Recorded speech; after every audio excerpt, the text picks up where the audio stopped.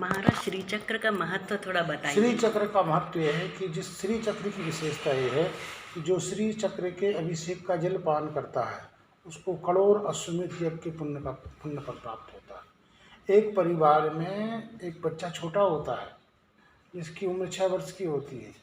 एक व्यक्ति ऐसा होता है जिसकी 24 वर्ष की उम्र होती है, और एक परिवार में ऐसा व्यक्ति होता है जिसकी 40 वर्ष की उम्र होती है, और एक ऐसा होता है 80 वर्ष की उम्र होती है। 80 वर्ष की उम्र की सोच अलग होगी, 40 वर्ष का व्यक्ति उसकी सोच अलग होगी, 24 की सोच अलग होगी, 12 की सोच अलग होगी।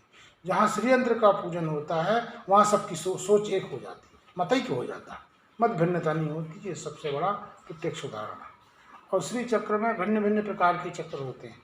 एक तो कूर्म होता है, एक कैलाश होता है, एक भूपर होता है, एक प्रस्तर होता है। तो विभिन्न प्रकार किसमें किस साधक को पूजन करनी है उसका अलग अलग नियम होता है। और आप ये समझ लीजिए कि किस किस चीज़ का यंत्र बनेगा इसका भी विधान है। भोजपत्र का जो यंत्र होता है वो 6 वर्ष तक मान्य होता है, उसके बाद पुनर्प्रतिष्ठा करनी पड़ती है। तांबे का 12 वर्ष होता है, चांदी का 25 वर्ष होता है, अष्टधातु त्रिधातु का 50 वर्ष, सोने का 100 वर्ष तक पूजन कर सकते हो। और आप समझ लीजिए स्फटिक का आजीवन, जब तक जीवन है।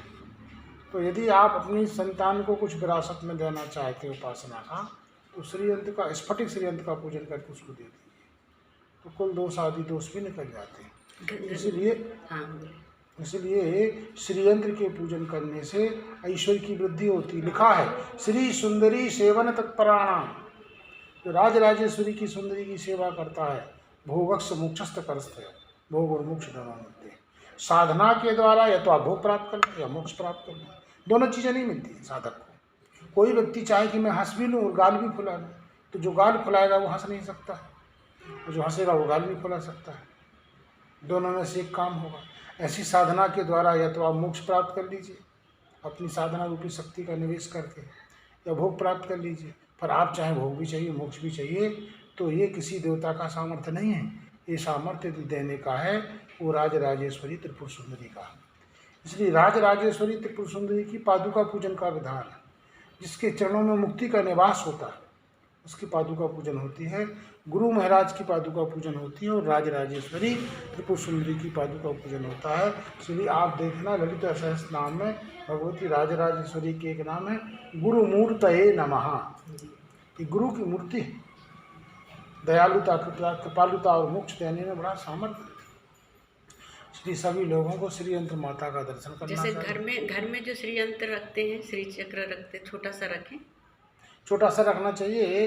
इतना रखना चाहिए कि श्री यंत्र के कोणों का, मर्म का और संधियों का दर्शन होना चाहिए। यदि कोण मर्म संधि का दर्शन नहीं होगा तो त्रिज्याओं का खेल होता है ना, वो तो उनका दर्शन नहीं होगा तो आनंद नहीं आएगा। तो कम से कम 60 ग्राम से अधिक का स्फटिक मणि में श्रीयंत्र होना चाहिए, और ऊपर उभरी हुई रेखा होना चाहिए उसमें लिखी हुई, उसको कैलाश बोलते हैं। उसकी रेखाओं का स्पष्ट दर्शन होता है। अपने इधर पे जो श्री चक्र है अपना मंदिर में जो स्थापित है वो दक्षिण भारत से लाए। दक्षिण भारत से आए,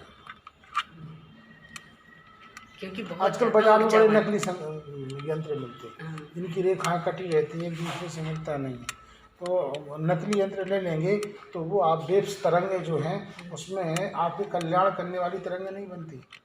इसलिए बहुत योग्य परामर्श गुरु से समझ करके कहना चाहिए। उसी विद्या की साधना में तो बगैर गुरु के नहीं करना चाहिए। जब तक मंत्र ना मिले, गुरु की शरण में ना जाए, तब तक श्री की उपासना नहीं करना चाहिए। कोई लालच की वजह से आजकल तो क्या है, बाजार से यंत्र खरीद लेता है आदमी और टेबल में रख देता पेपर वेट की तरह से। इससे थोड़ी ना होता है। माता से साधना करनी पड़ती, प्रार्थना करनी पड़ती।